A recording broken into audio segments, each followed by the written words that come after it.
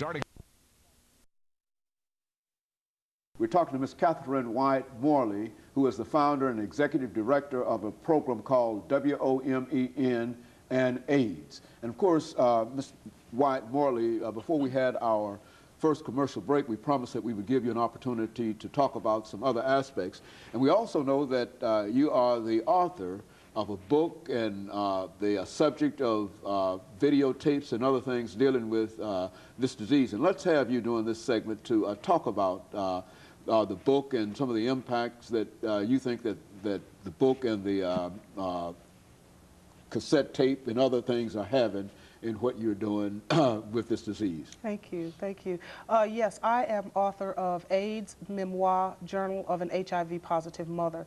And the way the book came to be is when I was first diagnosed, I was completely devastated, totally taken aback, as I said earlier. I began to write because in my mind, the only thing that I felt that I was going to be able to leave my children, again, my youngest was 9 years old, would be writings. So I wrote what I called letters to my children, and I wrote and wrote and wrote because I wanted my children to understand my morals, because I thought that I was going to die within 6 months. I thought that I was going to be dead and leave my children motherless. So I began to write. I wanted them to understand my morals. I wanted them to understand my principles, and moreover, I felt it extremely important that they understand life inside of HIV, what exactly it is to be inside of my skin, a person living with the disease. Again, they were very young, and we took our time in telling them. They were not informed right away. So over the course of time, letters to my children began, you know, this large stack of papers began to grow and grow and grow.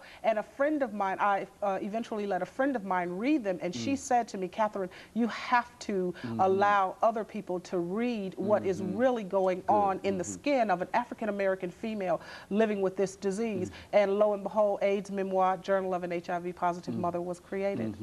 And of course, you're having quite a bit of success, we understand, with that. Yes, a wonderful book. It is all over the world. As a matter of fact, Women on Maintaining Education and Nutrition is using it as one of its major primary things that we give as outreach material in the Nashville community. We give the book to individuals because we find that when we're out on the street doing outreach, of which we do a lot of outreach, in North Nashville and East Nashville and West Nashville. But when we're out in the street doing outreach, giving out pamphlets and giving out brochures and giving out information, the book itself has just been such a valuable tool. And people are very pleased in receiving a book for free. And not only that, they get to see an African-American female who is an author and who has authored a book and is willing to give it to them at no cost to them. And so it's making a tremendous impact, and I'm very, very proud of it.